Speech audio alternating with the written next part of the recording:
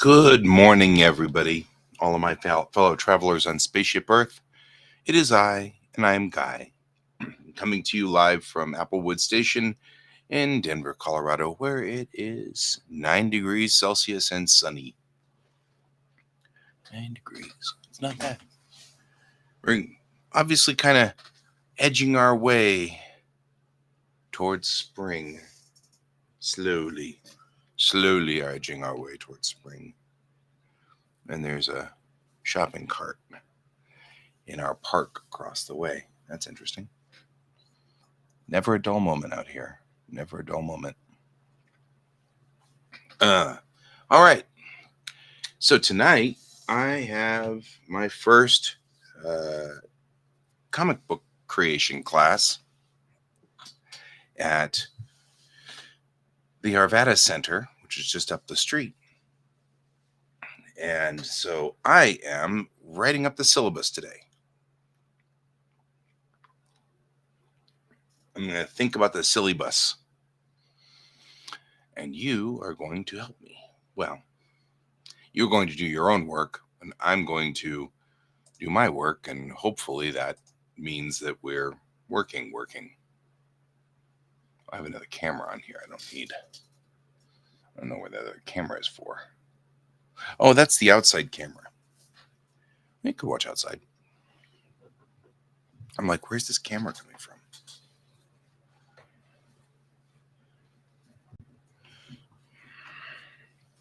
If I did this a little bit here, you guys could watch the shopping cart too. Tell me if the shopping cart does anything. Let's put this whole wire down here, though. You guys are probably already seasick.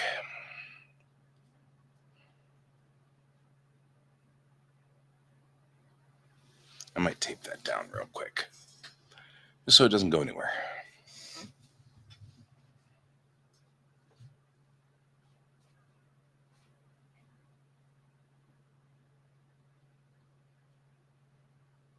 Let's see, I could use this.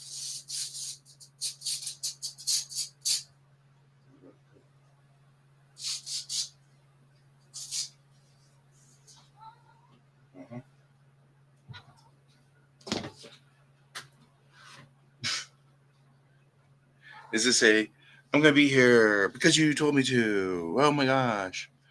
So George, as soon as I got up, jumped right into my chair, like as fast as he could. There's a dog out there. Burf. Burf, burf, burf, burf, burf, burf, burf, burf, burf. Burf, burf, burf, burf, burf, burf, burf, burf. Burf. There we go. George is like, what? Why? How did I end up here? How did I end up here? How do you ever end up in places?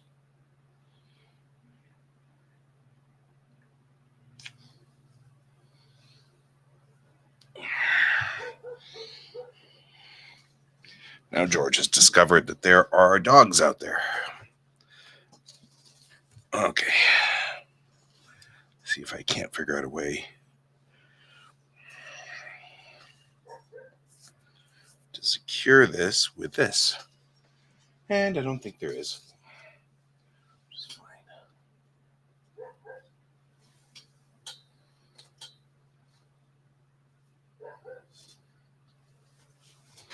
We'll just try not to knock it. There we go. I'll just put this like right here.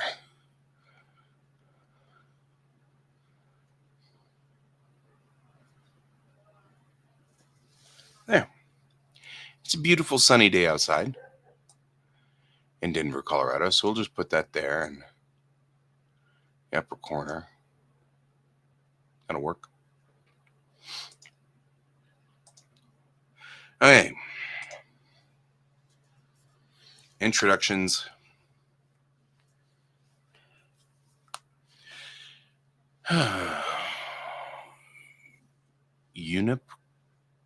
I don't know. Hello. How are you? Are you doing work this morning? think I've got the camera fixing going one way. How are you this morning? I'm going to call you Unicorn, though. How are you doing, Unicorn? There's no music. Usually I've got music going. I don't have the music going this time. Let's get the music.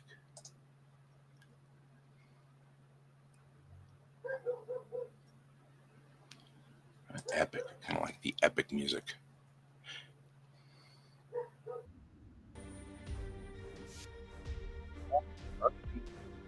This started off the day. Oh, wow. Poof, gone.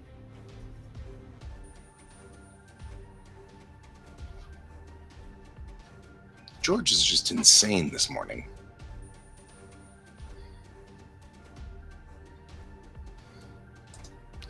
The cat has gone bonked. That's all right. I don't know if we've got music going or not. Let me see. We do.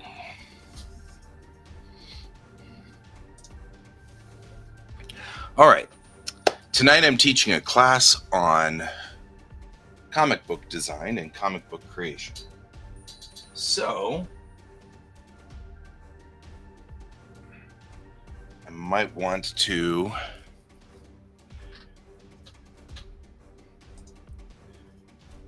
I've got to break this down into 6 units. And I've got to think about the 6 different units.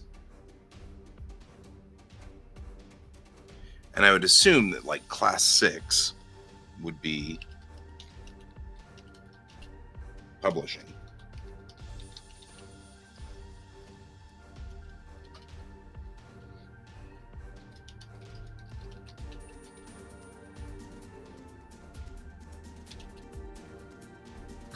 There we go. So we know we got a start, which is introductions, and an end, which is wrapping it up and publishing. And that's where we're going to be. At least this is where we're going to work from. So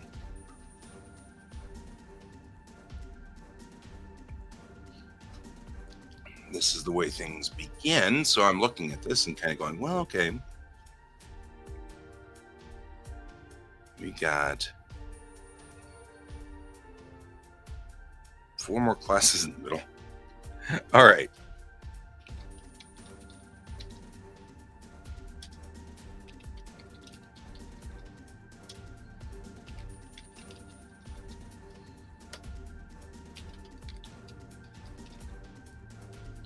Now, I might have already done one of these somewhere online. So I'm going to go look real quick to see. Because I am known for doing things many times.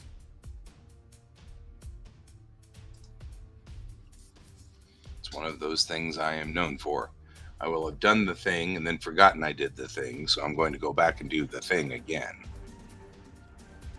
Which, you know, that's a thing.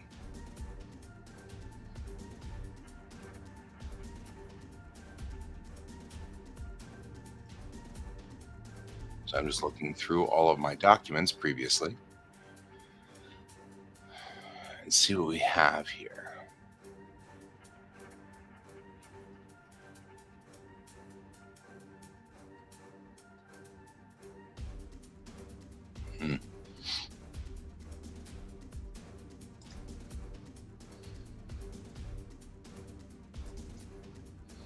Aha. Behold, I think I already did. Yeah, thanks. Was this damaged? No. Uh-huh. Here we go. Exactly like I thought. I have already done this, and I was just about to do it again. So originally we had 13 classes, which is easy. This just means pretty much we can just do the outline like it was.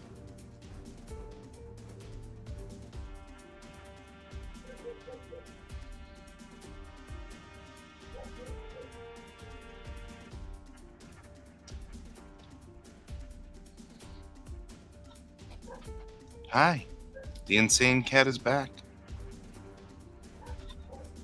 Yes, you're still insane.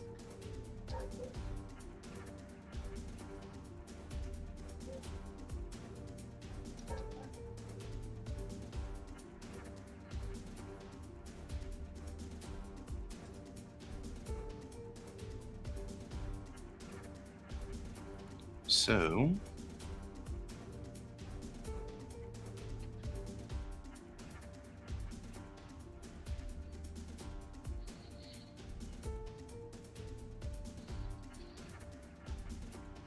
what we're doing here is 8, 9, and 10.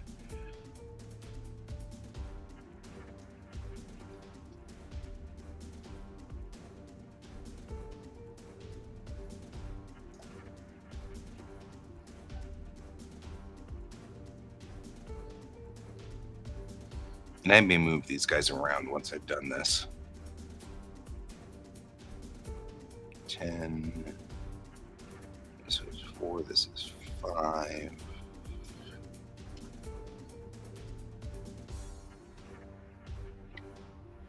Because honestly, I feel like this one right here, where we talk about digital versus traditional, should be right off the top.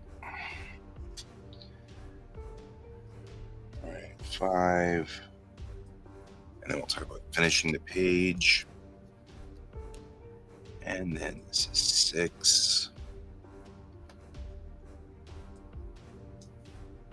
There we go. There. I don't think my cat's getting enough exercise. We have a lot of running around. At pretty much full speed. So it's making me think my cat is insane.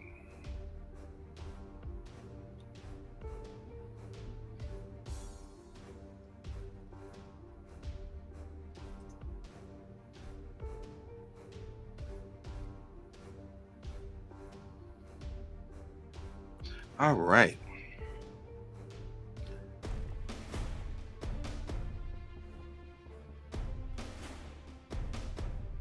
Because this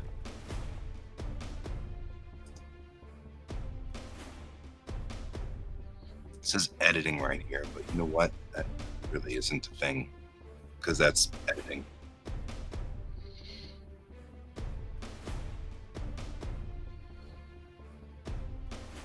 All right. Now that we've kind of come up with a rough idea of what's going on, I really think that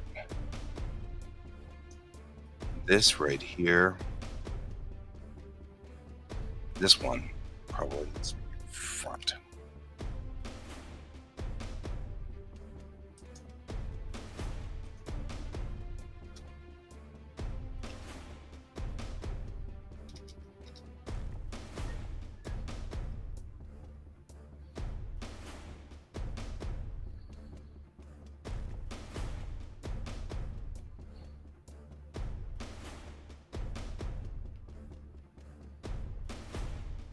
Like all of this right here belongs there, for one.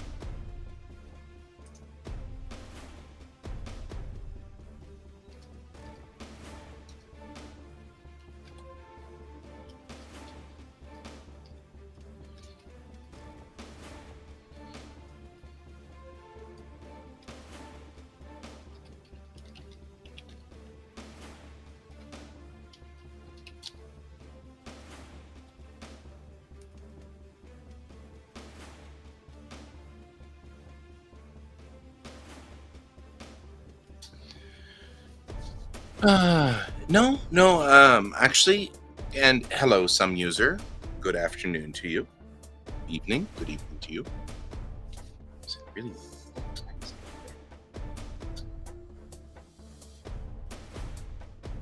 really? Yeah. Afternoon, evening. Um, and I'm hoping you're having a wonderful day. And I'm teaching a class tonight on comic book creation. And so I'm doing the syllabus, which I have called the silly bus because I think that's funnier.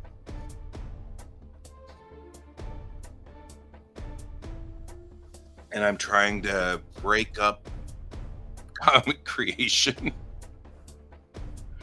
into reasonably sized things. But I also think I'm blocking some of it, so because, so you can help me do that. I'll move this over here. I'll move me over here. So on. No, not that. If you want, you can also watch what's going on outside. I have a camera right here, so I was like, oh, I'll just point it out the window and you can see what the weather's like outside here in lovely Denver, Colorado. If you want to see something very interesting, some user,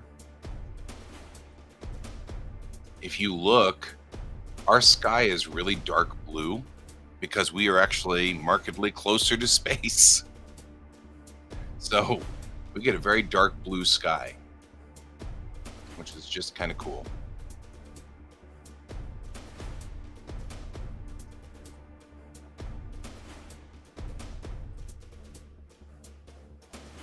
Here we go.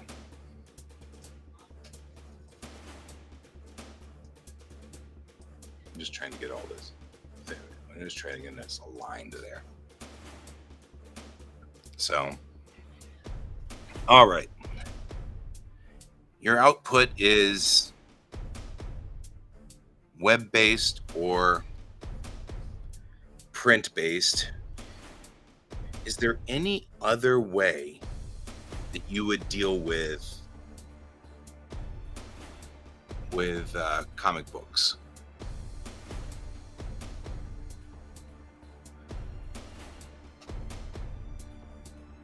I'm living on a very big hill. most of the western part of Colorado and all of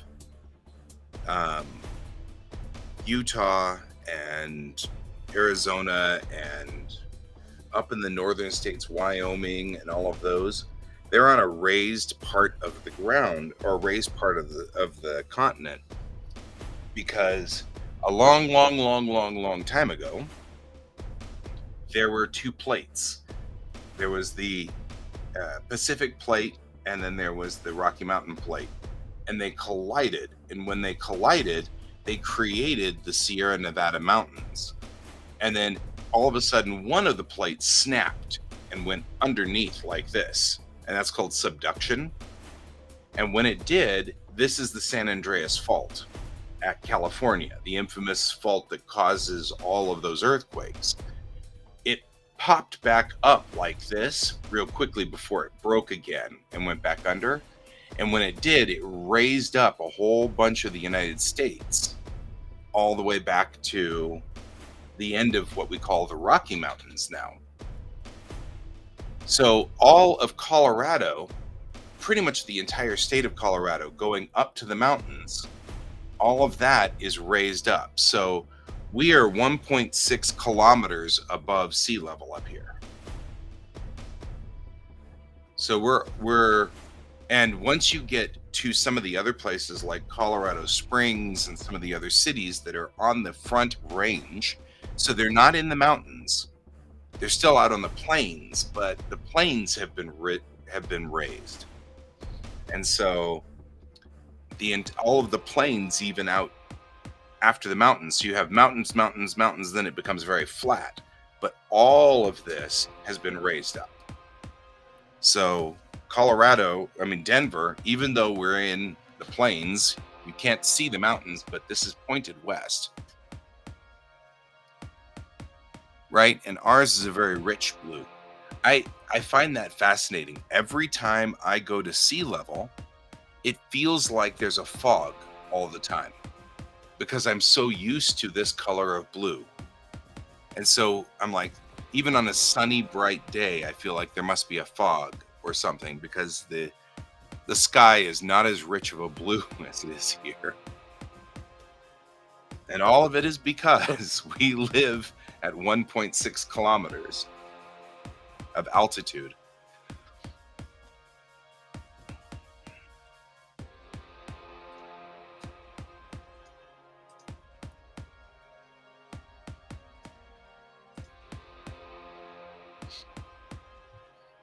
But if you were to look at Colorado from the side, like a side view of it, let's pick just black. You'd see that it's got like a straight land like this, and then it comes up a little like this, and then there's the Rocky Mountains like that. And Denver is right here. So this is where my city is right here in Denver. So we're actually still in the flats. It's still flat around us. The mountains are quite a ways away. I mean, by car they're 15 minutes away. So it's not like they're really far away. If it wasn't for, let's see, if it wasn't for, let me get my little pointer here. This house right here, this house blocks the mountains. Otherwise, that you'd see the mountains all around here because this camera is pointing due west. Oh yes, it's very thin up here. Many people come to Colorado and then get sick. You have to. We tell everybody who visits that you have to spend a day in your hotel just breathing the air until you get used to it. So out here, then you get out to like out here, this would be where the state of Kansas is. And this is Colorado. And this is west. And this is east. And this is space.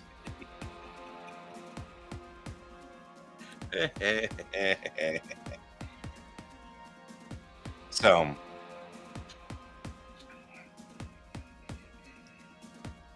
but over here is where Brent lives.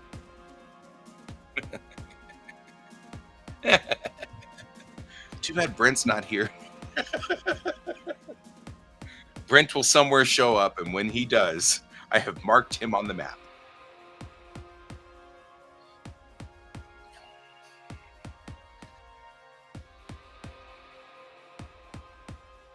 And actually, let's do this.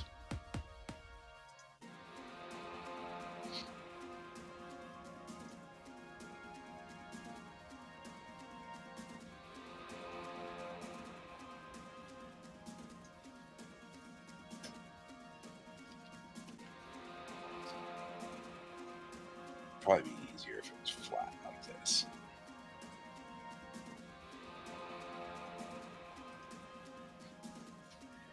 If you were to look at all of this, then it goes like this and keeps going down until it hits what would be the Mississippi River.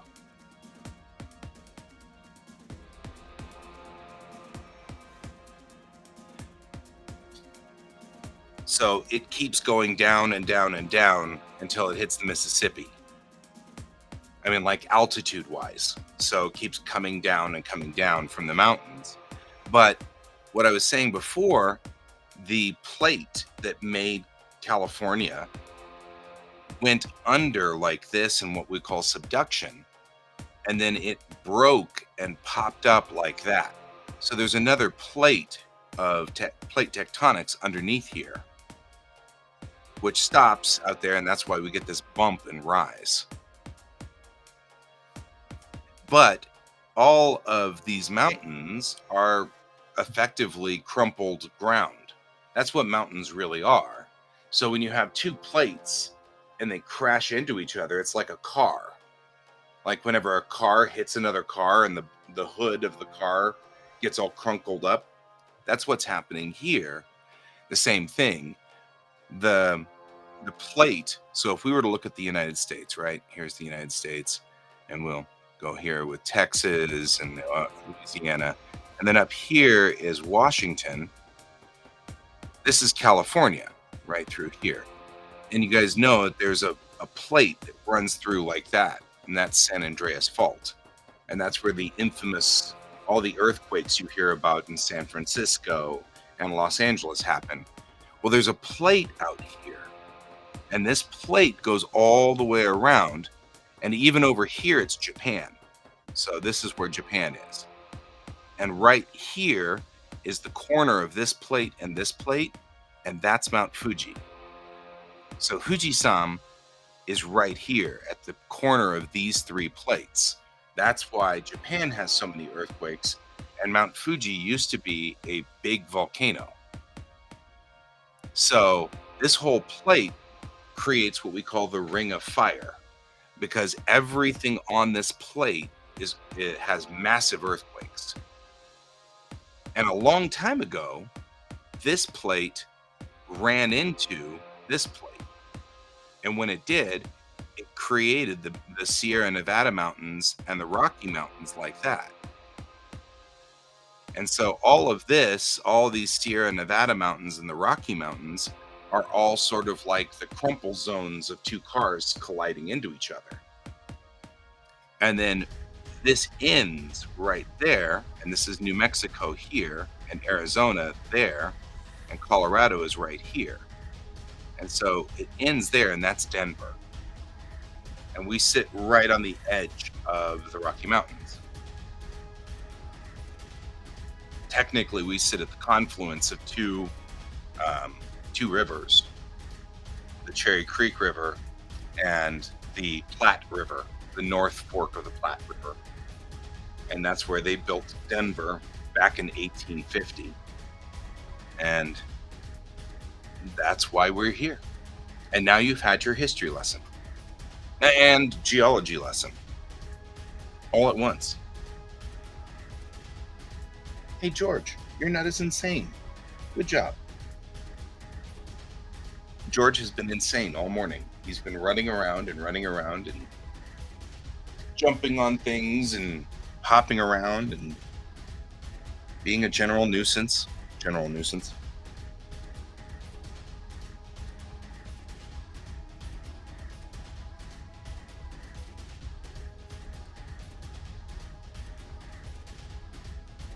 So Kansas, by the way, goes all the way to the middle of the Mississippi. And Kansas City is right here on either side of the Mississippi.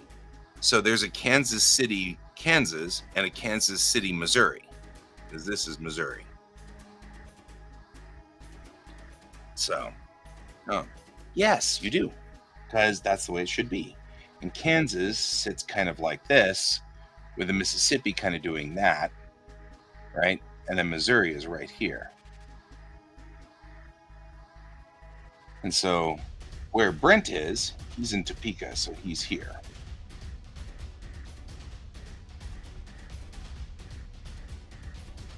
And the Mississippi, of course, is the Great River. And so a lot of things you will see in America are divided. If you ever want to know what we consider the East and the West, everything this way on the Mississippi is East.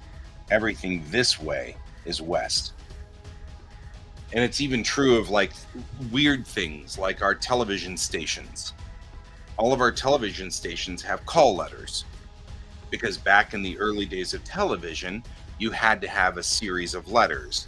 You guys probably have it over there too in Europe, where you had call letters for your TV station. You know, this is a TV station, Channel 4, BRQM, and you have like, what do those letters mean?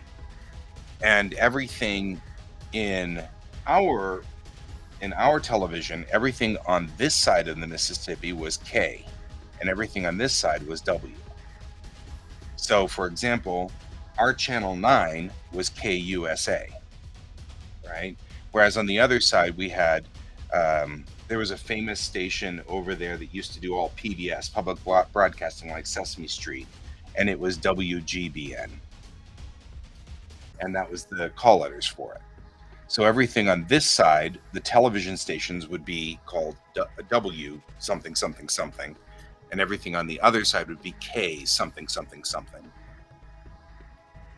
And so you still can see those today. All of our television stations still have their same call letters. And originally, they only had 3 call letters. But about the turn of the 1970s, we got an extra call letter. We only have 1 radio station left, and it's because it's historic, and it's KOA. And KOA used to be a television station and a radio station. And then the television station was moved to KCNC, and the radio station was KOA. And it's still out there. We still have KOA. It's 85 on the AM band, I believe. Yeah, 85 KOA. So there you go. You've gone now into the history of television and radio, because that fascinates me. It's always fascinating to me why people do weird things. But one of my early jobs when I was younger is,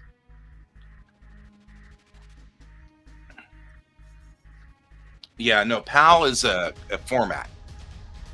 So when you're talking about PAL, that's a format. And we use a different format in America called NTSC. Let's see.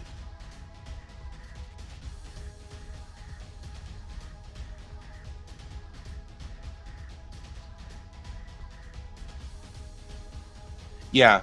So you guys use a different format. For example, you have SVT1, SVT2, and SVT24.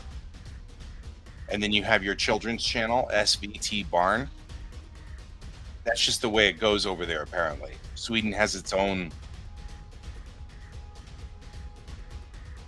thing. Is that Sweden? Is it Sweden or Switzerland? Where are we? Who are these people? What television call letters am I on? But, I mean, for example, England uses BBC. And they just put a number after it. So BBC 1, BBC 2, BBC 3, and BBC 4. So all of their television stations are that. But America's huge. You can cover a lot of England with only 4 television stations. But America is massive. We've got so much space. And television can only go as far as it can see. So, the curvature of the earth at some point in time makes it so that your television station can't reach too far anymore, right? This city over here can't hear your television station anymore because of the curvature of the earth. So there's not a whole lot you can do. If you're with America, you're going to have to put another television station here to get to this city, because everything's huge.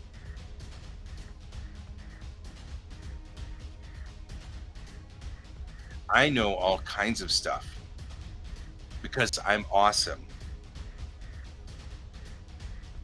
I also have Google. I Googled it.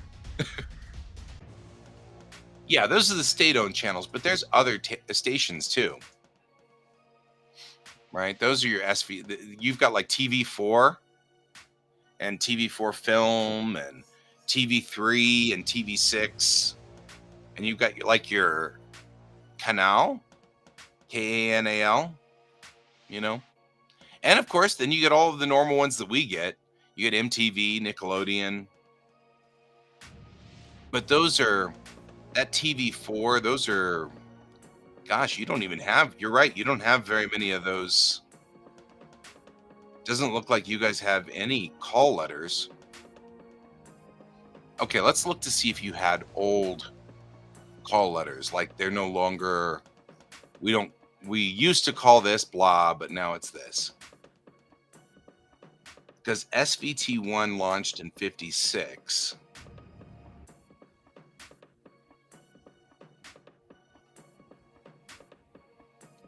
Yeah, so you didn't really need to necessarily.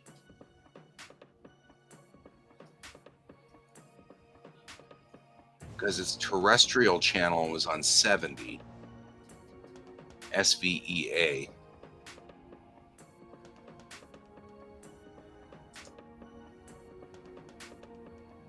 That's Finland, though.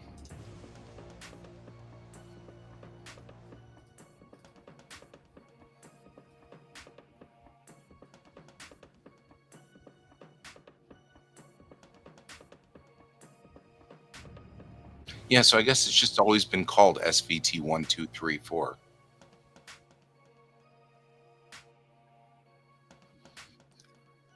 Oh, I like barn meaning child. Sometimes I have thought about leaving children in the barn. I'm just saying. Just saying. I'm okay with that.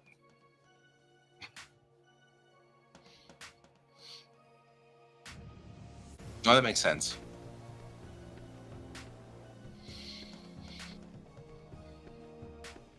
And canal means the same. I mean, I think it's interesting because, of course, it means the same thing, right? Canal, we have a word, canal, which means pretty much the same thing as channel, right? Except a canal usually is for water, but a channel is also for water. So it's just that with the modernization of technology, channel has become more and more meaning something you do with electricity. But I mean, up until 1900 or maybe 1920, a channel was specifically a water course, so water would flow through it. And a channel would be a place where boats could go from one water place to another water place. So, for example, in the upper part of the United States, there's a channel which goes through what we call the St. Lawrence River, which is a channel.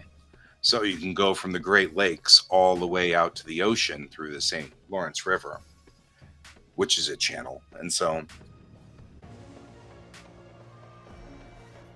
but it's interesting because you guys use what looks like canal, right? Canal. Oh, there's only one in. Wait, Trez. Canal. There we go. Right? Which that's cool because that's close in English and in Swedish, which I think is neat.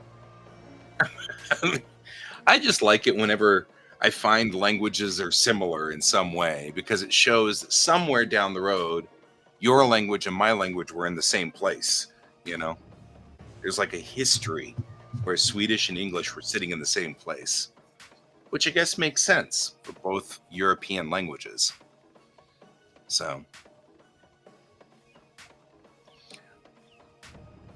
however, you've been on my channel long enough here to know that I'm always fascinated by people and why people do things and why people diverge in languages and things like that. Oh, next semester, I'm going to be taking linguistic anthropology. So it's the anthropology of languages. So we're going to get into all of these next semester in the fall. Because right now I'm still in spring semester, and so I still have to finish my cultural anthropology, my archaeological anthropology, and my biological anthropology. So cultural is about cultures, and archaeological is about old things, digging up bones, and biology is understanding like the history of us as animals, so kind of like as animals. So like the early hominids, the Australopithecus and Neanderthal, and all of those all the way to us. And I'm looking forward to it. And I'm not doing my work, but that's okay because this is fascinating. All right, here we are back here. All right. We don't want spacing to be this. We want. And why is it putting 2 in between here?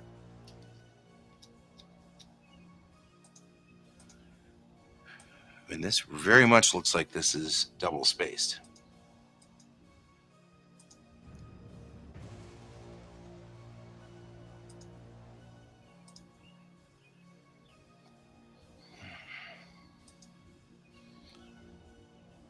That didn't make it any better.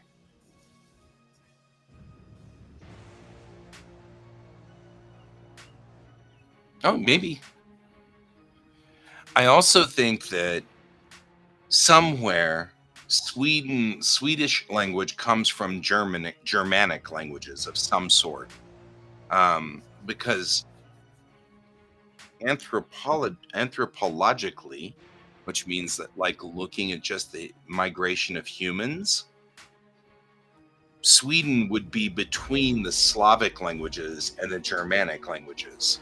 So your Slavic languages would be coming in from the Baltic states. So from the Baltic areas, you get the Proto-Russian, before Chechnyan, all of those kind of languages coming up through the Baltics. And then from above, you'd have all of the ones coming from the Gauls, the Germanic languages. And English is built out of German and French. Yeah. So English, that's correct. So it's Indo-European, so a Proto-European language. But there's a lot of European languages that were out there. And so things get kind of messy because you've got like the languages coming up from the Baltics and stuff like that. And then you have the German languages coming down and they'd mix together. But you're close enough that probably some of your language is also Latin based, because Rome and Italy were Rome and all of the Roman Empire were very close to where you are in a lot of areas. So probably have some Latin, which also English is from Latin. So there's probably crossover there too.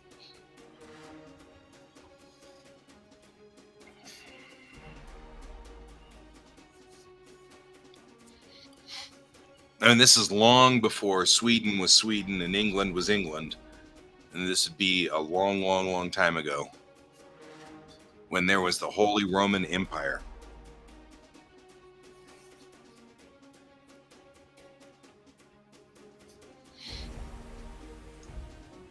Why is it double spacing this? It's not double spacing this, but it's double spacing this. And I don't like that. It's being a pest.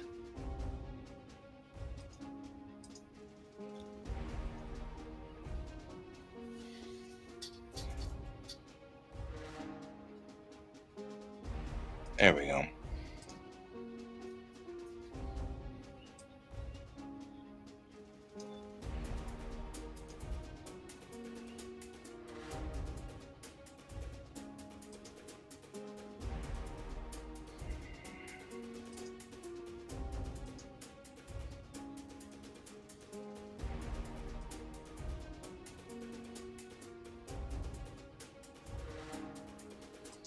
All right, so if we talk about these, shouldn't be in this layer.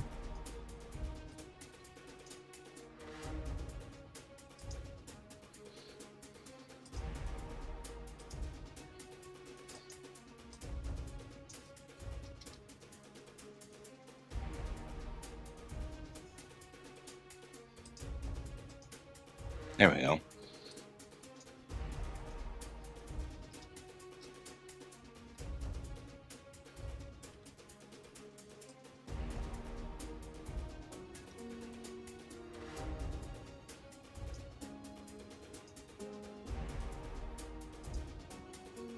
That took way too much work. There.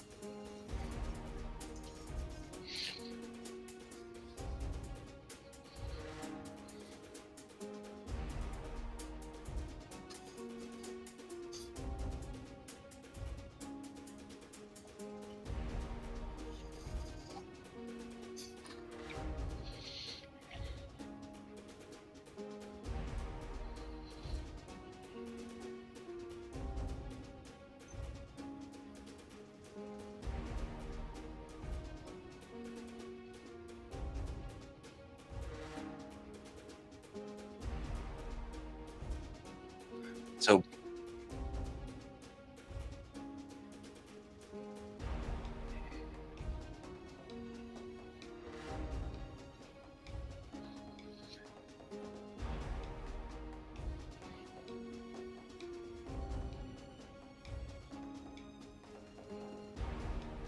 yeah, see, this is gonna be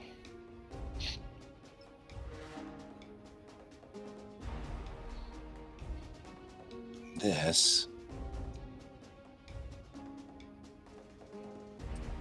Do I want to move that? I don't know if I want to move that.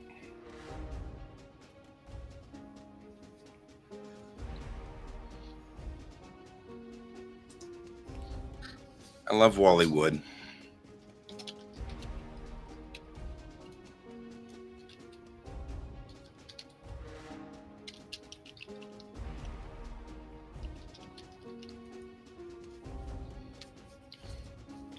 Wally Wood's rules to comic creation.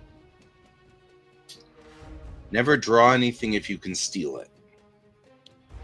And then he said, never redraw something if you can copy it. When you see me using 3D models to do my comics, it's a Wally Wood theory.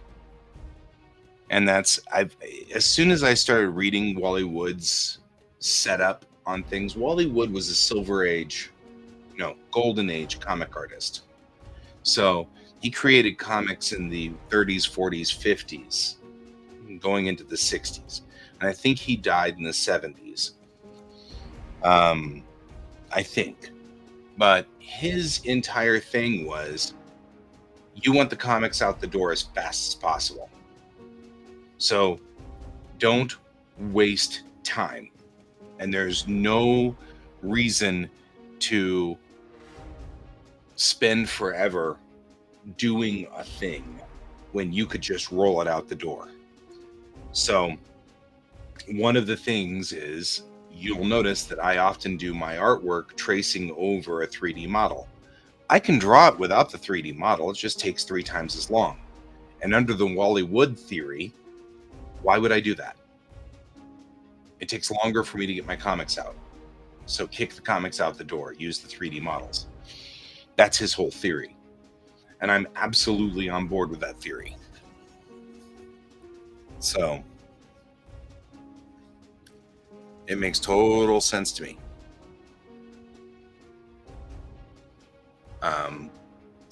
And it has really made it. There's a lot of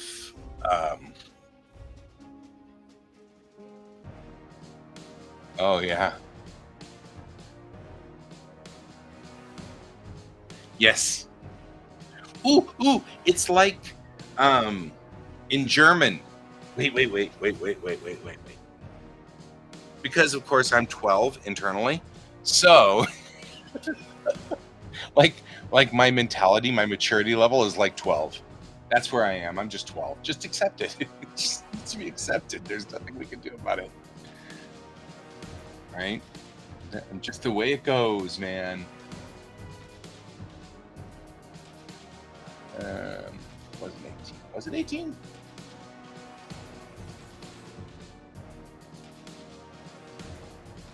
Yes, it was. All right, here we go.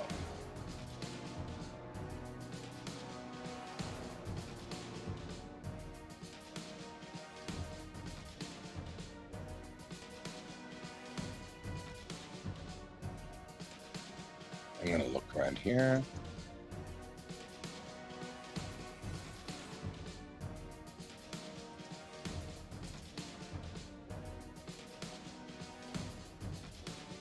So I got to ride on fast trains while I was in Germany.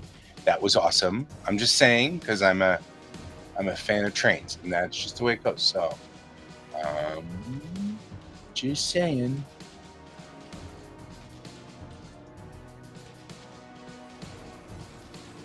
There we go. Wait. Because, of course, I'm like internally 12. No, it's all good. I'm like internally 12. So there you go.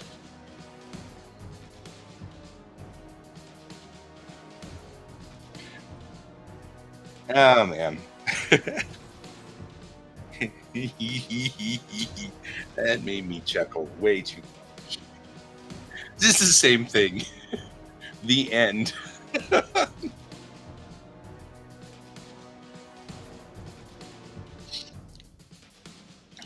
So with American culture, there is, and this is very much an American culture thing. It's not something you find in like the UK or Australia. It's the right. It's just okay. The Germans are awesome. I'm just saying. But anyway, in American culture, there is often a thing where you say something to somebody and you don't like the person, so you have an exchange between them, and then after you're done, you say goodbye, and then you turn around and go jerk, like that. That's a very much a like American TV. So I think that the reason why the end is so funny to us is it almost seems like you went through this entire show and then it's like slut at the end, just like throwing that last little insult. Meh. And so it has that effect because you'd use it at the end. So culturally, I think that's why everybody is finding it very funny because it sounds like you went through the entire show and then tossed out an insult at the very end, which makes it funny. So there you go. Yeah, it's like exactly. It's like a passive aggressive end. It's like, so I can see totally why they find that hysterical. Because we go through this entire show and everything was whatever happened in the show, and at the very end it was like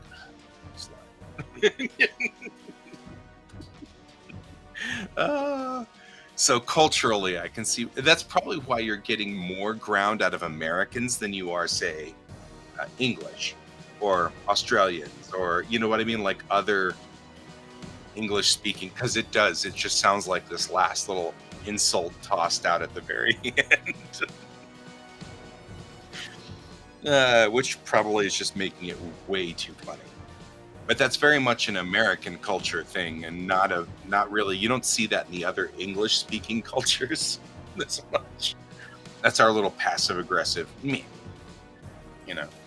So, yep. Which I think is very funny, and I think that's awesome.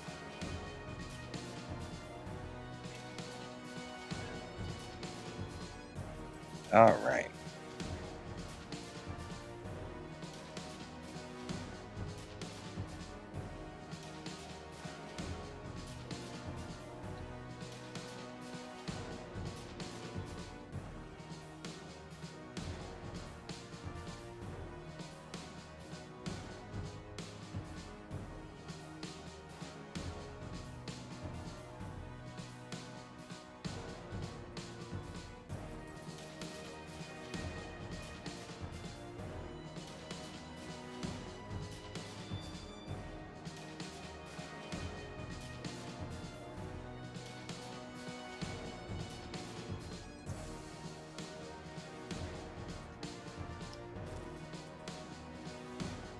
There we go.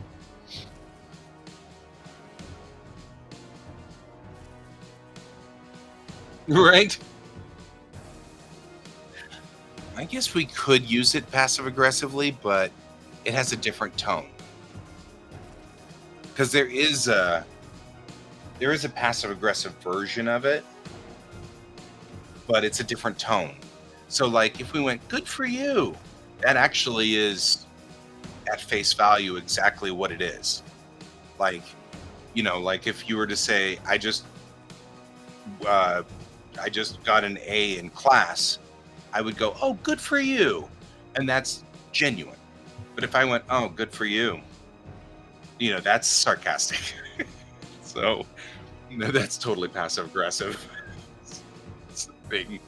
Uh,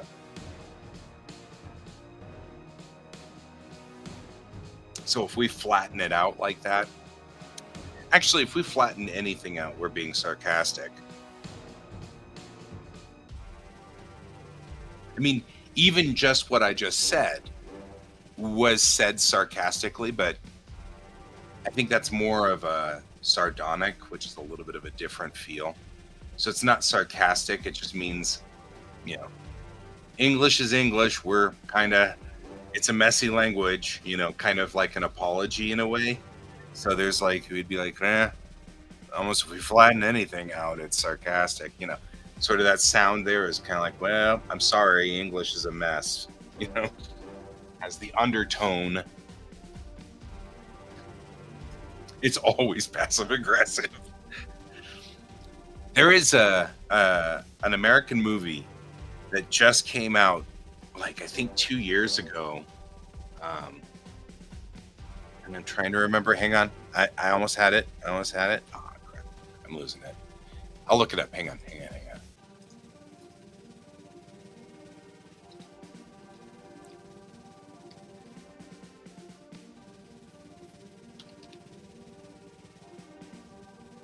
Spirited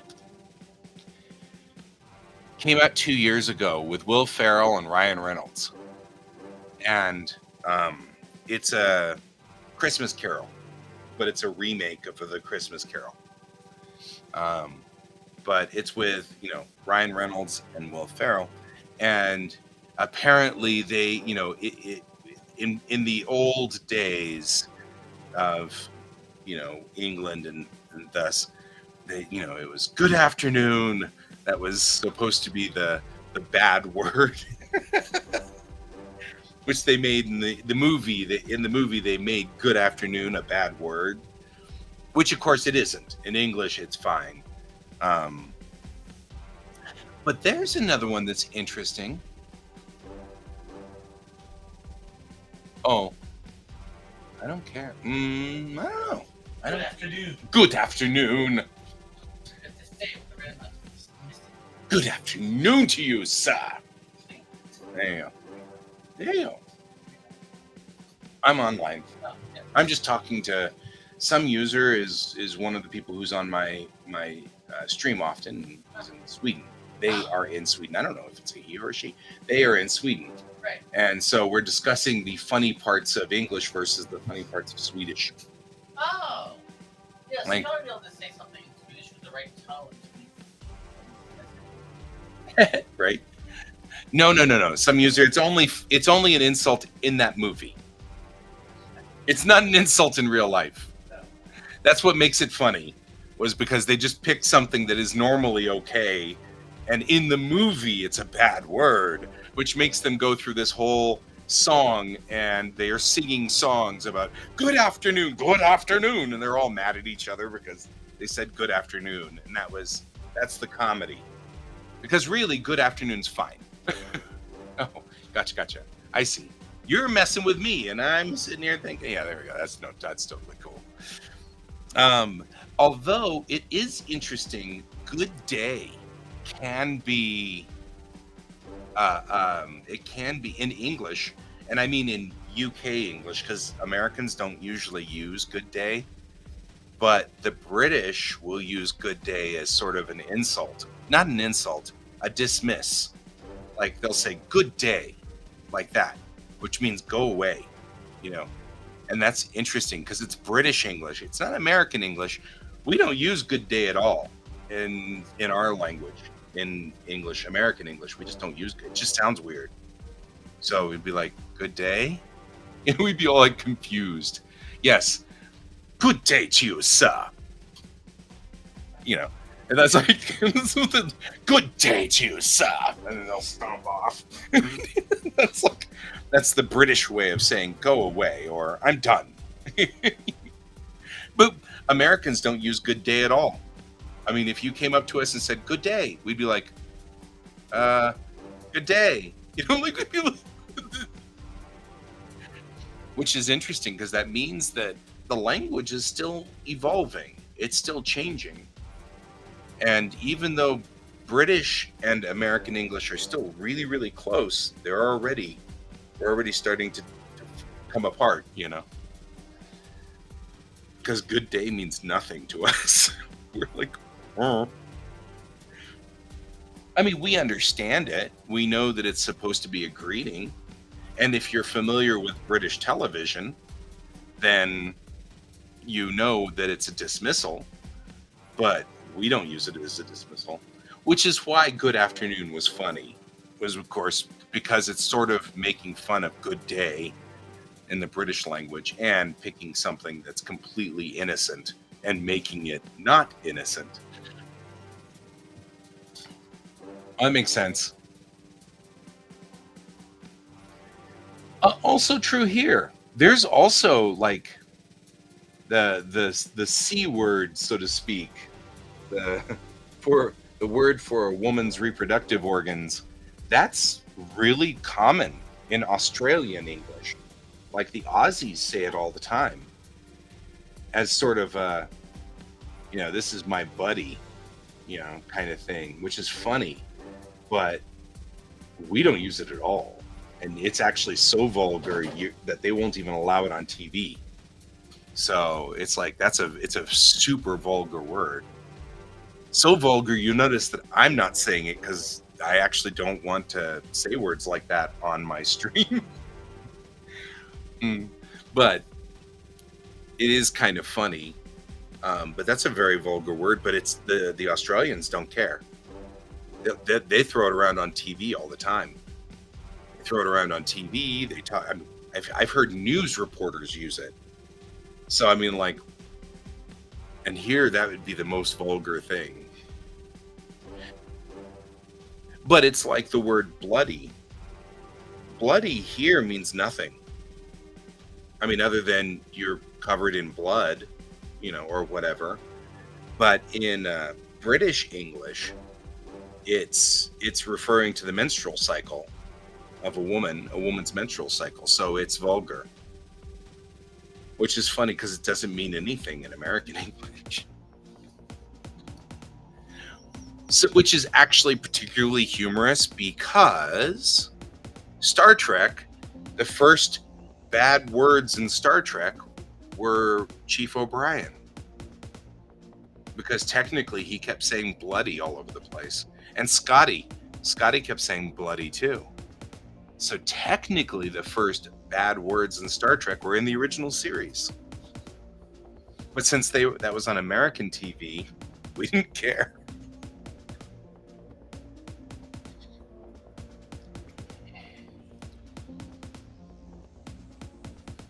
Find that interesting. Insults are probably the first place you'll see divergence in cultures. Because that's very personal. Like, you know, me insulting you is a very personal one-to-one person thing. But me just talking about, you know, greetings or whatever, that's not as personal. So bet you that's part of the reason why the insults are the first place that you'll start seeing divergence between two languages. These are all things I'm just thinking about since we're here. I kind of wonder if maybe I should flip these around. I think I want to flip these around. No, not you. There we go.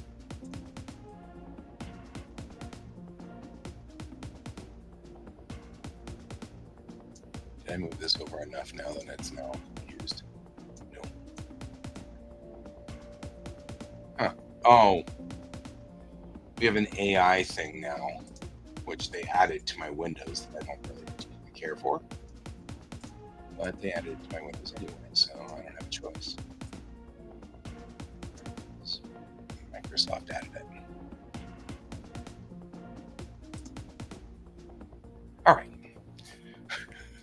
I should at least pretend like I'm doing work.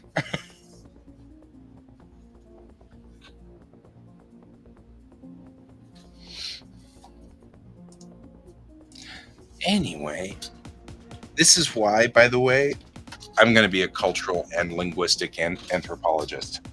All of these things are so interesting to me. They're so amazingly interesting. All of this is so interesting. Languages, your language, my language, why are they different? When did they become different? When did they diverge? How far back did that go? These are all so interesting to me. And so, and in a good way, like I'm not interested in finding reasons why you and I are different and shouldn't be friends. I'm interested in why we're the same and should be friends. You know what I mean? I think that that's part of what's so fascinating, is that we're all like the same people, and that's such a cool thing.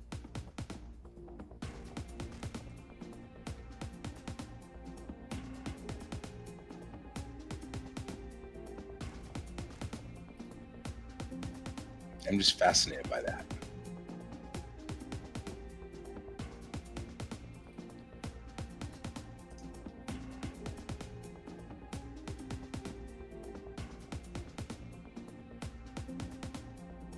Oh, yeah. During the 30s, 40s, and 50s here in America, there was "go to the devil," which was an insult. But one we could use on TV, which was weird, because that was something Captain Kirk had said a couple of times on Star Trek. Go to the devil. Like, I'm not going to mess with you. But we don't use that anymore. I mean, it just kind of faded away.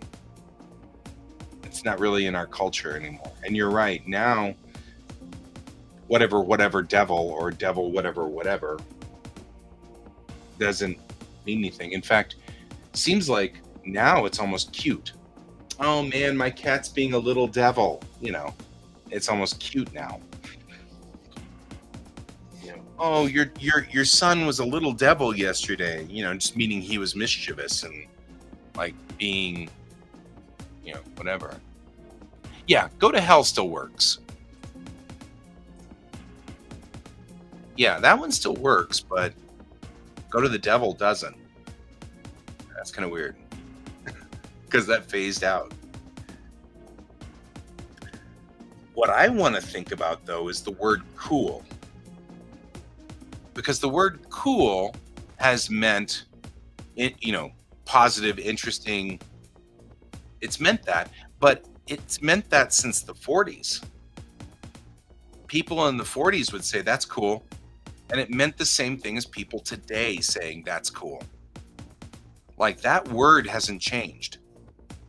It means the exact same thing it did in the 1940s during World War II. You know what I mean? And that's an interesting thing.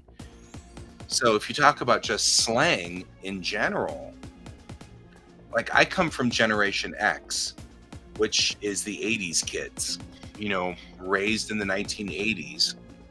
And so awesome and radical and using the word like all the time. Like we're using this word like all the time, like to talk about like different things, that kind of thing. Those are all 80s slang. So you can totally tell when somebody's from that era because they use those words. I use awesome all the time. I love awesome. That's one of my favorite words, because I can say, you'd say something and I'd say, that's awesome. Yeah, like, dude. But I was just talking about this to the kids in my class yesterday, because we have to watch a video about organ donation, because I teach driving.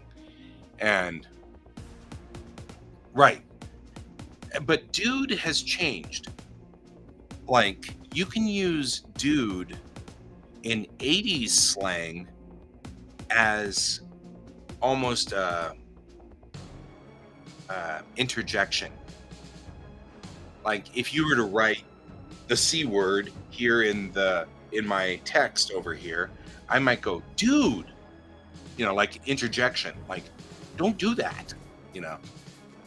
But that's really 80s slang. So our usage of dude became sort of different in 80s slang. They don't use that much anymore. They use bro now for that. Bro, you know. And so that's evolved. And it's how you can tell the different generations apart in American television. Because an American from the 80s might go, dude. Whereas in the 90s, you'd start going, bro. And now they start going, brah. Like they're letting that O become an A. So it's now becoming bra, which I make fun of them because a bra is what women wear as upper underwear. So I make fun of my child on that time. I'm like, no, I'm not wearing a bra. I'm good. Which torments my child.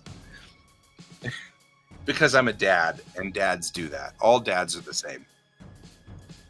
It doesn't matter where you are. All dads are the same.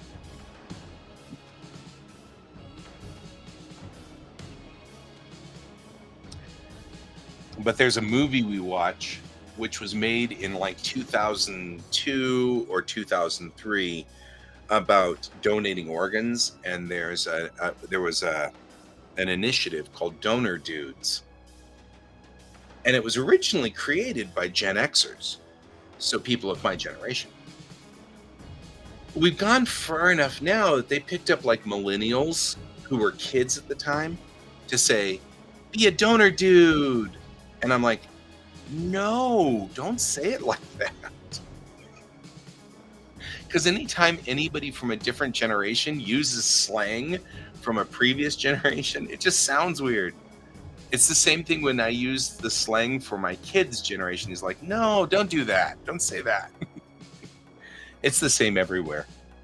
I know you have the same thing going on there because I've heard of that in Japan too. And England and Australia and Belgium. Yeah. Yeah, dude usually means a person, or it became a person in the 80s. Prior to the 80s, it meant a man. So in the 80s, we started to expand it to mean women too.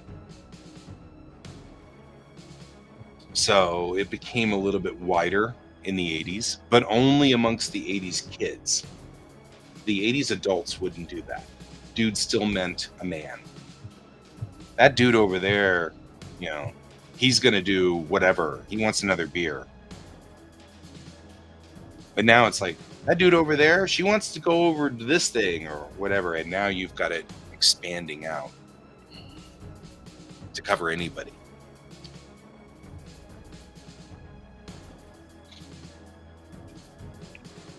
But we also use it as an interjection.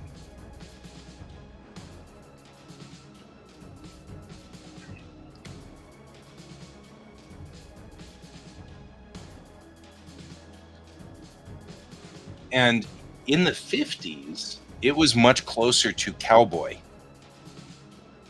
So if you said dude, it meant a cowboy. Which is interesting because I think the original version of it in the 20s was like dapper. So somebody in a three-piece suit or with a tie. And so it changed to cowboy in the 50s, and I'm not sure why, but I think it did. Because now that if I think about it, it changed a lot through the 20s to the 50s.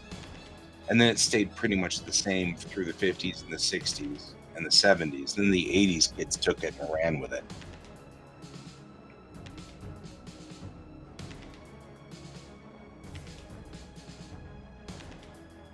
Oh yeah, I can imagine.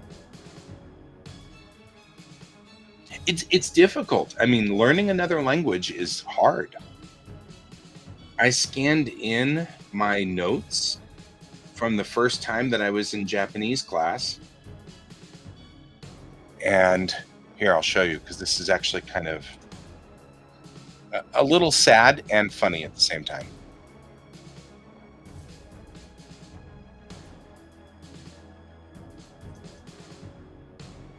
It makes me sad, but I'm okay. I'll get there. Here,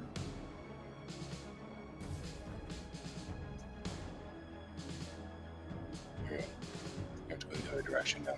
Apparently, we have to go the other direction. But yeah,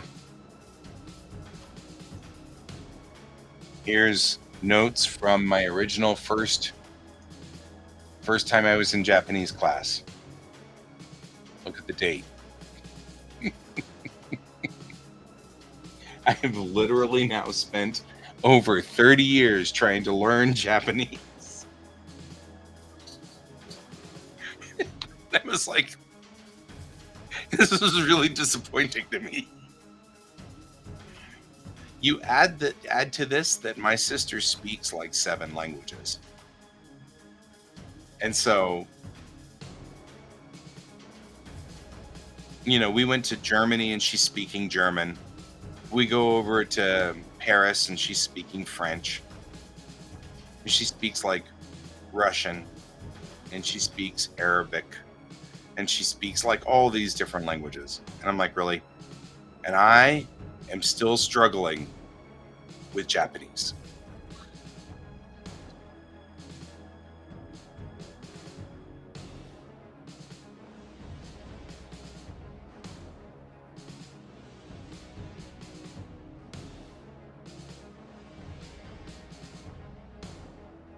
Right? It's a shell. Yes. What does he think that means? Oh, so they think that it's a barking dog, is what you're saying, is that instead of the gas station being a shell, they think it's a barking dog. I get it. It's kind of cool. It's funny how much we have to argue with our parents. I think about that a lot. Like, our parents continue to do these things where we're like, why are we arguing with the parents all the time? I think the funniest argument I ever had with my dad was over seatbelts, because he didn't want to wear seatbelts in case he ever got trapped in a lake or the car caught fire. And I'm like, so I told him about the statistics of how many people get trapped in lakes every year and how many car fires there are every year versus how many accidents there are every year. And he was like, well, you might be right. And I'm like, I'm a driving instructor. Of course I'm right. Like, why are you arguing with me? Oh, man.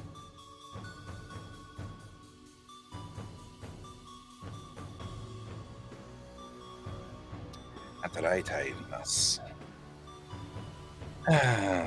アルバイトをしています。It's a part-time job.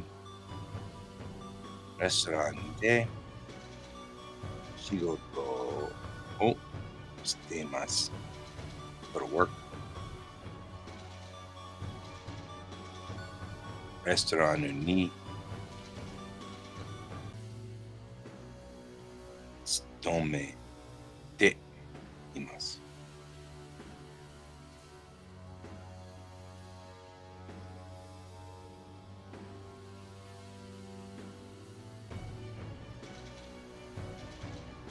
Oh, yeah. There are a lot of words that are like that. You know what's the saddest part about this particular page? I just now realized. 2 weeks ago, my teacher just talked about these 2 particles. This one and this one. And how you connect them together between the 2, so that when you use de for certain things, and then you use ni for other things. And I just realized, and I went, oh, I think I might finally get that. And now I'm looking at this piece of paper, and this piece of paper literally is me trying to understand the difference between this particle and this particle in 1993. In other words, not only have I been struggling with this particular grammar point, I have been, or with this language, but I've apparently been struggling with this grammar point for 31 years. I'm just not good with languages.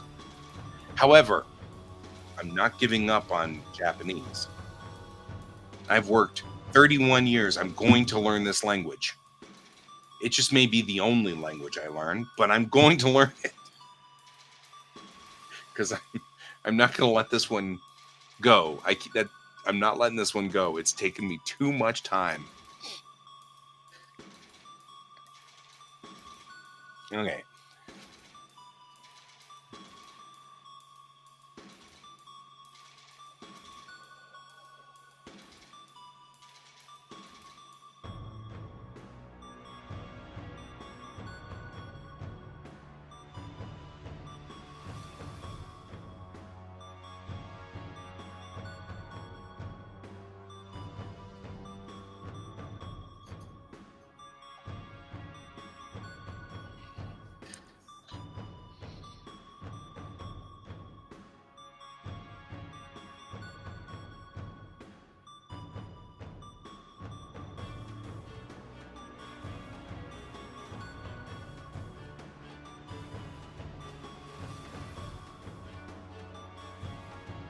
Oh, so, okay, here's the thing.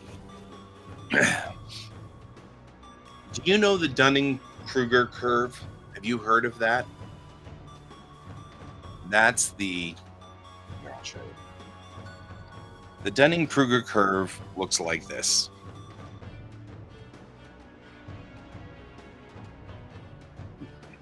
This is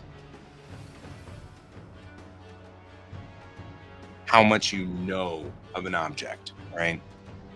So it goes kind of like this, right? This is how much you think you know versus how much you really know. So you're like, I am an expert at X, Y, or Z. Then you start learning about it. And when you do, you're like, oh, no, never mind. I'm an idiot. I'm here right now with Japanese. The truth of the matter is, I can speak Japanese, but I sound like Yoda. Or people tolerate it. Like, I can say to you, me, store, go. And that makes sense. You can figure out what I'm trying to say. But grammatically, it's not correct. Right? And there's nuance that's completely lost. Like, are you saying that you and I should go to the store together? Are you saying that we should go separately? Do you want for you to go to the store, but me not to go to the store? What's the story? You and me are going to buy a store. Like there's all kinds of stuff that you can't really tell. So my Japanese is you, me, go, store. That's my Japanese. Now I'm in class to get all of the little pieces around it fixed so that I can say, do you want to go to the store with me? Now I'm trying to fix all of that.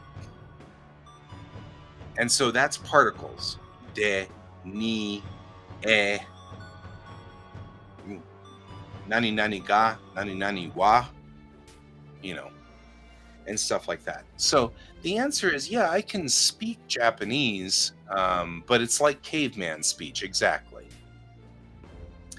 So it is totally functional. If you drop me in the middle of Tokyo, I am not going to starve to death. I can get a hotel room. I can pay for it. I can go get food and all of that stuff. But everywhere I'm going, it's going to be hotel room 1. That's what it's going to be. It's not going to be, could I have a hotel room, please? There will be 1 occupant. You know what I mean? I can't use that speech. So now I'm learning that. But I'm chagrined when I look at this picture because here is 1993. And hang on real quick.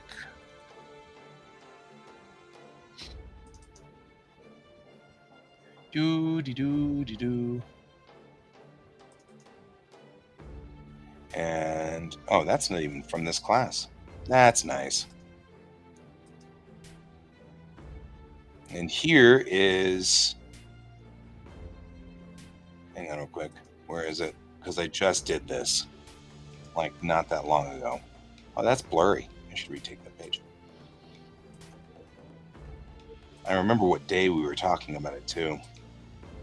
Oh, there's 2 pictures of that. That's always cool. There's the board. I don't know what Moon Boots is.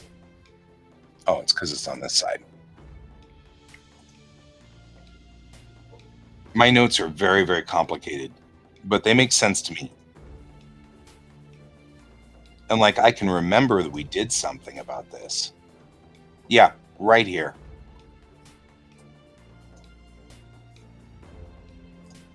Right? This is literally the same thing as this, where I'm talking about literally the exact same grammar point. And this is from 2402. So I write things in star dates, like Star Trek. So in Star Trek, this was a way we used to write our dates back in the 80s when all of us Trekkies would write things. So this isn't anything but a Star Trek version of the date. So just so you're aware, this is not a normal American date. So year 24, month 02, dot 22, which would be the day 22. So this was February 22nd of 2024. And this is from 1993. Almost this 1 month apart too, because this would have been, of course, January 22nd. And here we are at February 22nd. And here we are talking about the exact same problem. The funny part is, look at my day. It's almost the same. Like my handwriting hasn't even changed. Oh man, unhindered? In what way? Do I understand whenever? Oh, you mean without subtitles? No. I've been watching Shogun, the new Shogun, which is on Hulu, and I'm trying to listen to them talk without looking at the subtitles, and I still don't understand. But I'm going to try to practice that more because I discovered recently a trick that was working. So I'm going to keep going with it. My teacher assigned me the job of just transliterating a children's book. So it was a YouTube video of a children's book, and we didn't have to translate it. We just had to write down what we were hearing because the teacher wanted to check to see if we were hearing the words correctly and hearing the information correctly. So so we just had to do, but when we did that, I started to understand the sentences because we had to slow it down, and then I had to write it out.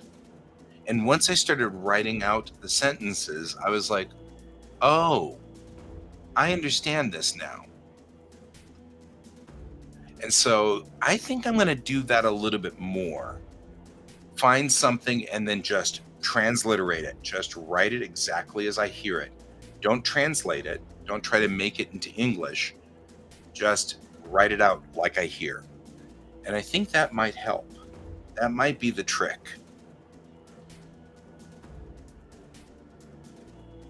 So, Yeah, I'm looking at this and I'm just appalled. I'm like, really? Really? Oh, well. Day, knee. And this is explaining it. This is totally what it was doing. I was like literally here, and this is where I was in 19 freaking 93 in the same spot.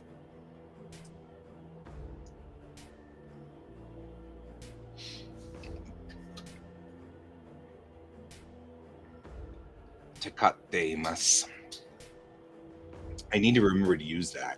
Takateimasu.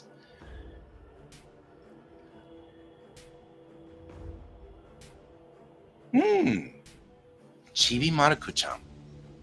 Let me see. I'll go look.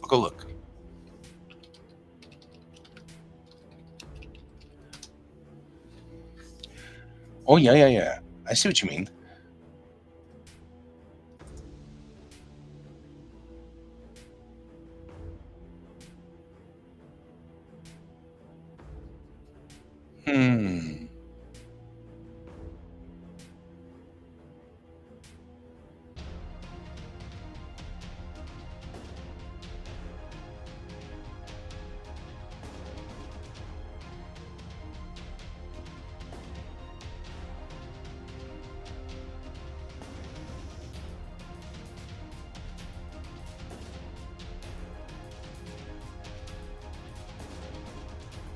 Oh, this is cute.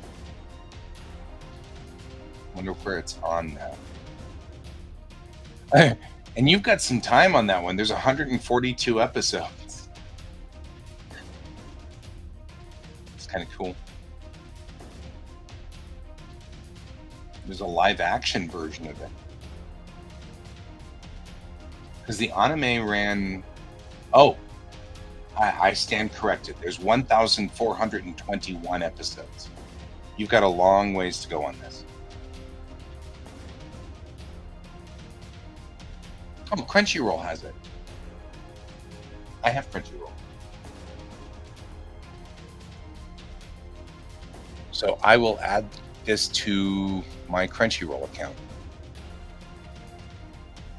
And I will watch it too.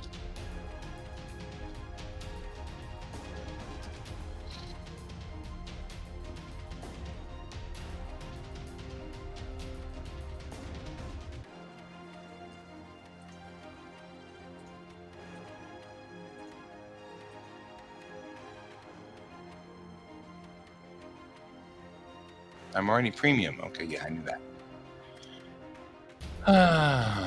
Let's see here. I will do Chibi Maruko-chan right off the top. Oh, and it's subbed. Nice. And my watch list. And Chobits.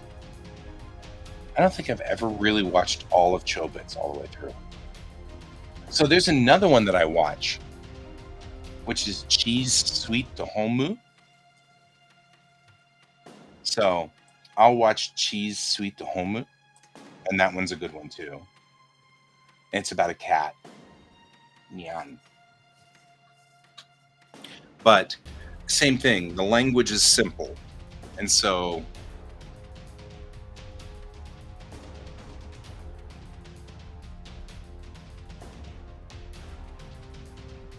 that's fair. I don't know if that's bad. I mean, Google is doing much better now on translating Japanese. I mean, there once was a time when Google translated Japanese and it was rough. And now you can get a relatively good translation of Japanese through Google. So I wouldn't think that ChatGPT would be bad per se, because it should be pulling from all of the Japanese out there. So, I mean, in theory, that should be relatively okay, I would guess. All right. I do need to finish this somehow.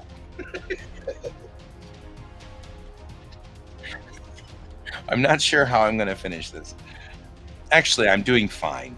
I just need to figure out what each class does. So we need to move all these things around and figure it out. Because I need to also get some paper from over here, paper from over here. That won't be a problem.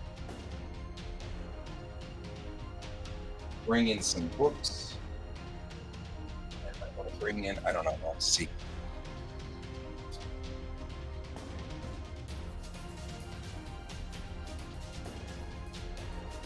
Well, that's fair.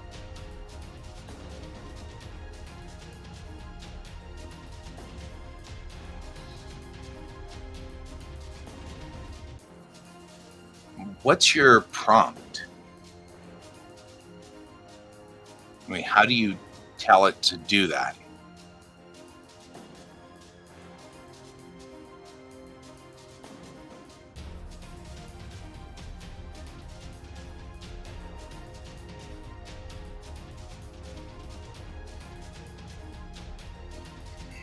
Because I'm thinking things like real world units DPI versus that kind of needs to be in web comics versus print.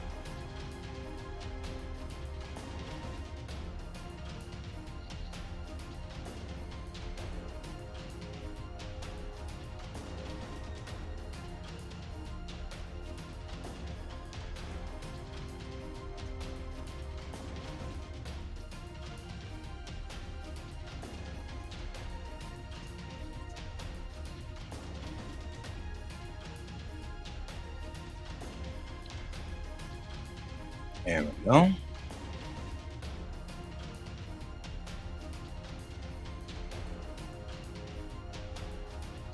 Oh. Oh, that's kind of an interesting idea. Okay. Okay. I'll give that a shot. I'll see what happens. I'm curious as to what that will result in.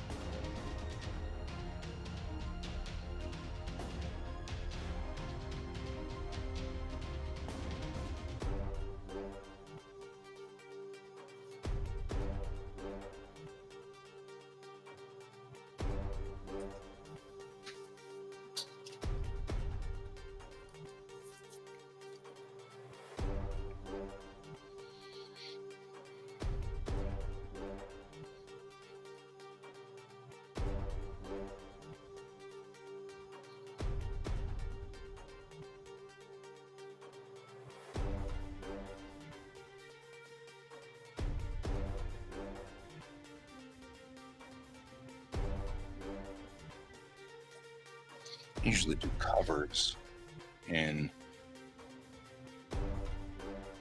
this is also part of that.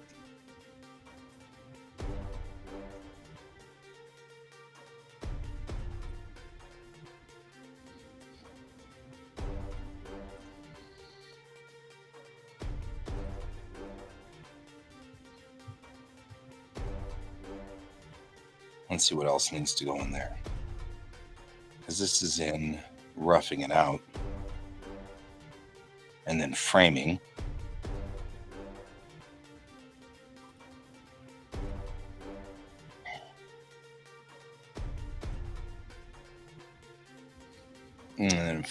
4 is production.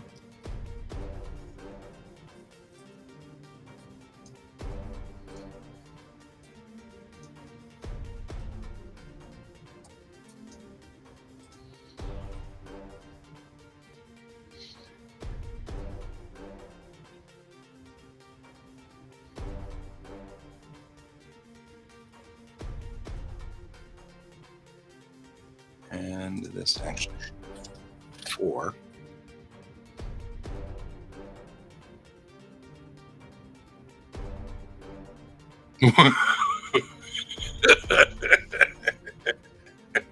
That's kind of cool, actually.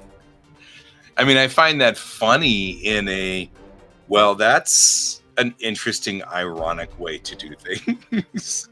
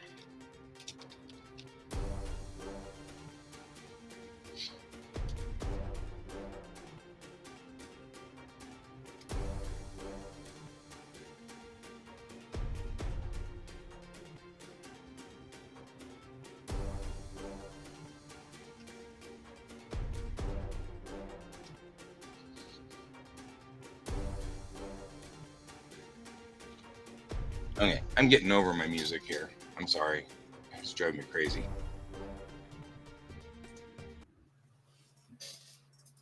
Too much brown.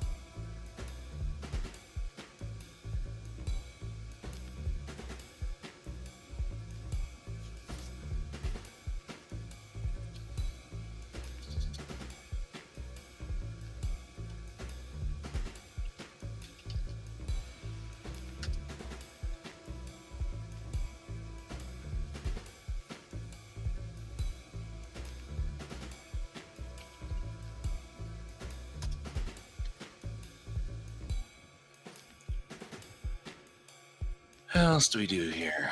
I'm thinking about this because I'm streaming now, which is exactly what I'm doing.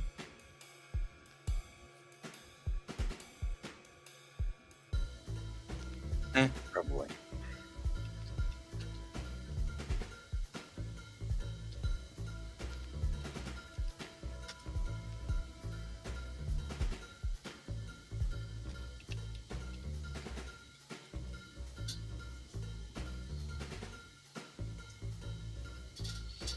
All right.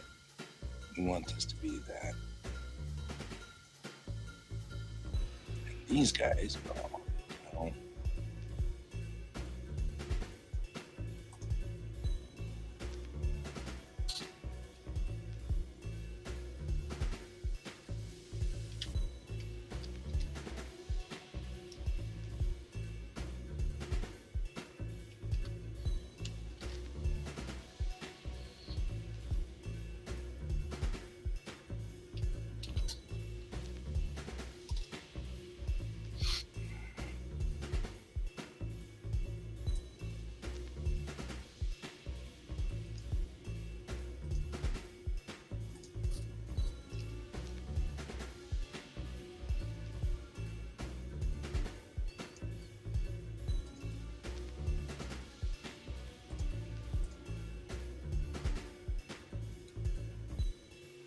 Why are you here?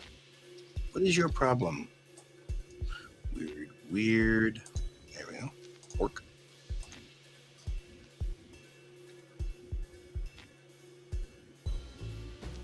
Like I can't get it to line up with these guys anymore.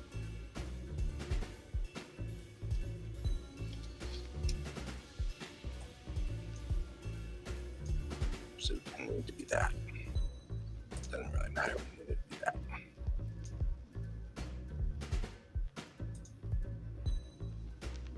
So I need to be this one. There we go. There we go. I knew I could figure it out sometime.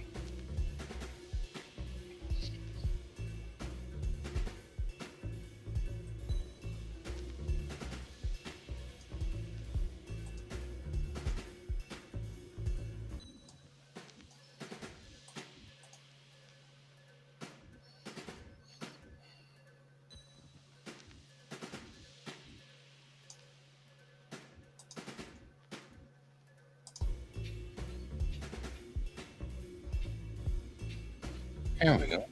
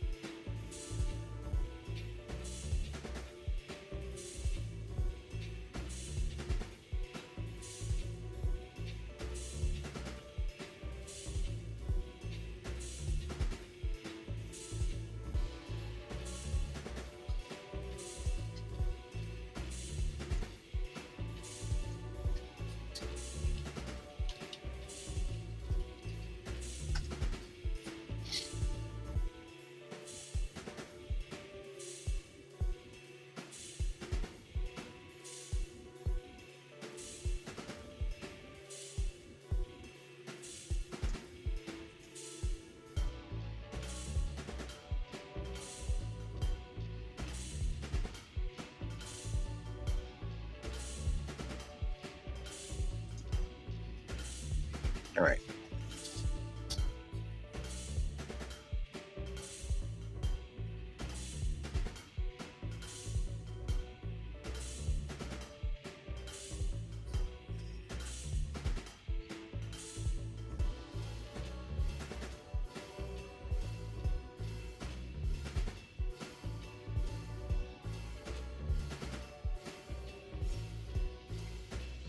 All right. I think this is pretty good.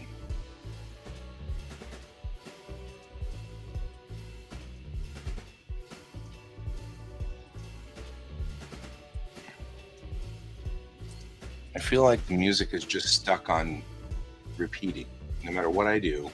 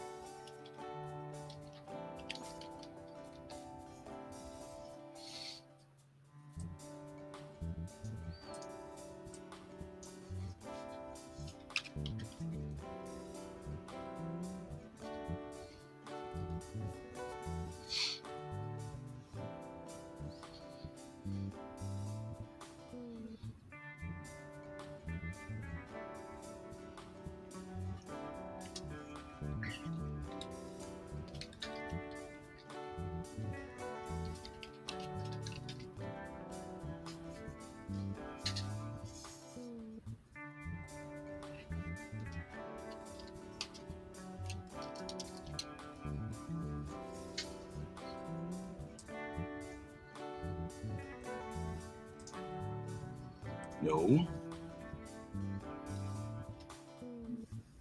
Like, really?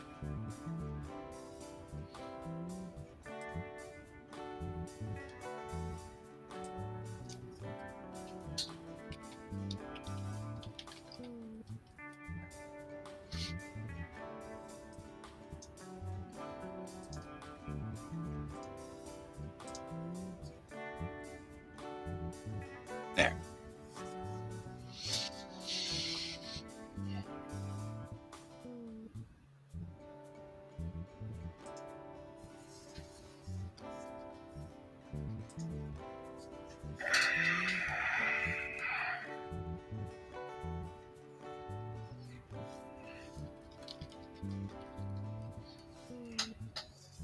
I didn't spell it right. I can already tell.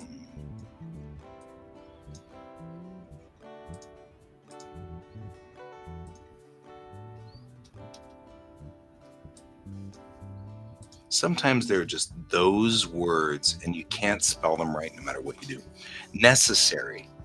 Necessary is a word that I cannot spell no matter what I do. I always misspell it. Perpetually.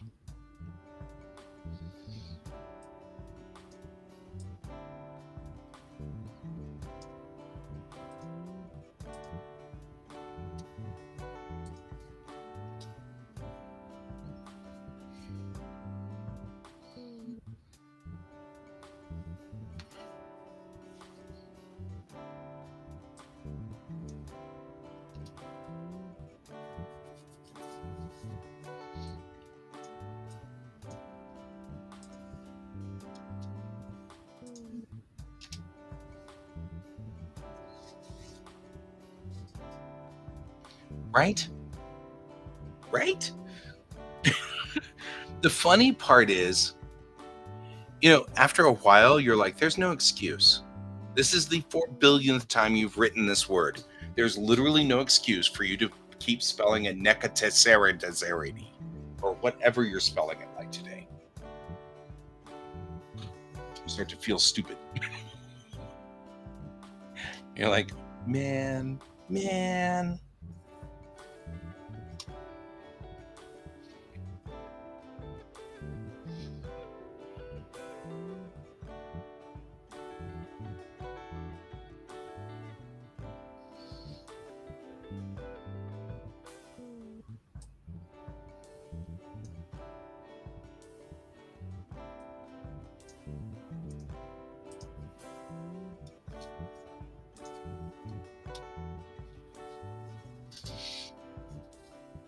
Like at some point, you're like, you should just have already gotten this down.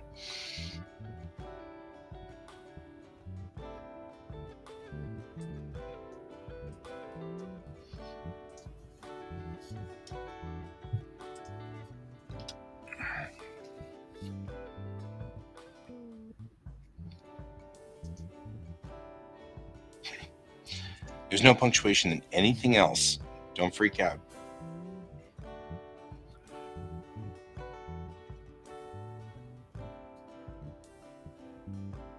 Hey, some user, who's the cat on your avatar?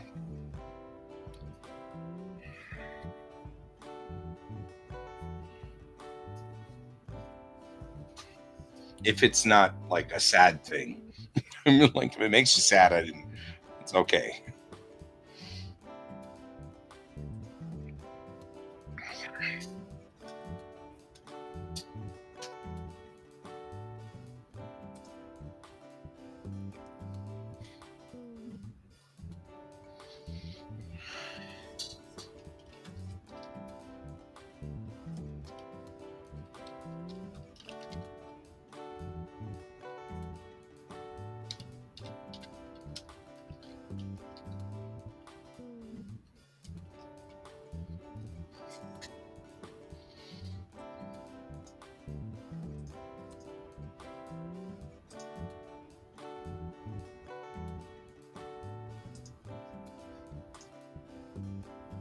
There we go.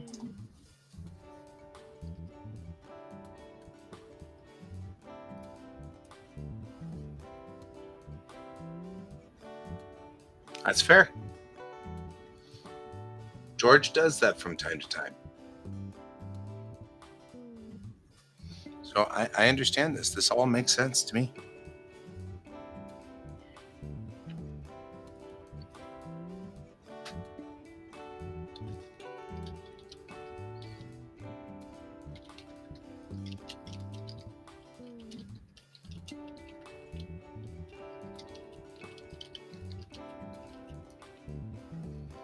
Maybe it is. Maybe they're just looking intensely to see if, looking into your soul.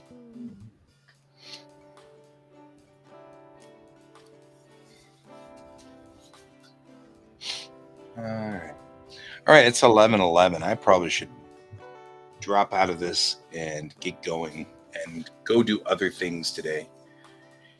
Even though the battle plan does involve finishing this, I think we are pretty much done.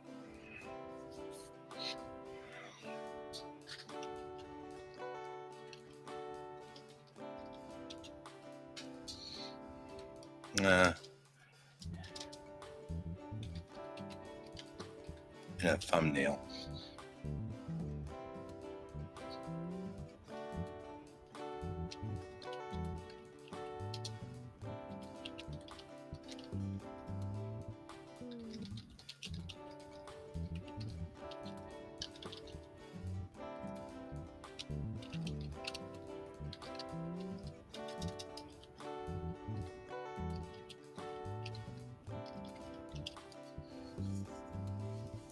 You are always welcome, my friend.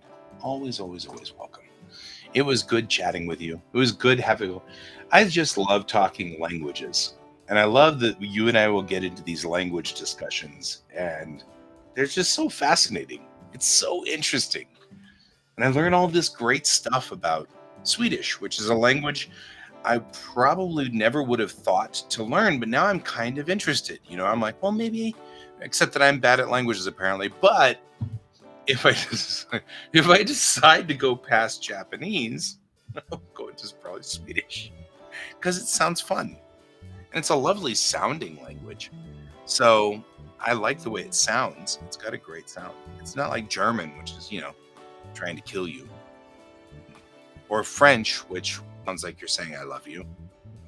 There's that.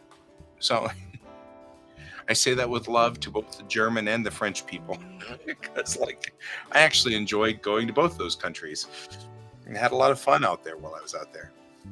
All right, but I am going to Japanese is ridiculously hard. It is ridiculously hard, but I'll get there. Other people can learn it. I can learn it too. Just saying I can do this. I can do this. All right, guys. It was good having you guys all here today. I really enjoyed your company. Thank you for joining me today. And I hope you all have a wonderful, wonderful day, evening, as time goes on, maybe even tomorrow. And then I should be still streaming tomorrow morning. I might be streaming tonight. I don't know. Depends. I have the kiddo. So while I have the kiddo, I'm trying to make the best of it. So sometimes we watch movies now at night and they go past my 9 o'clock start time. So we'll see. I will see you all later. And as always, keep your eyes on the stars. Goodbye.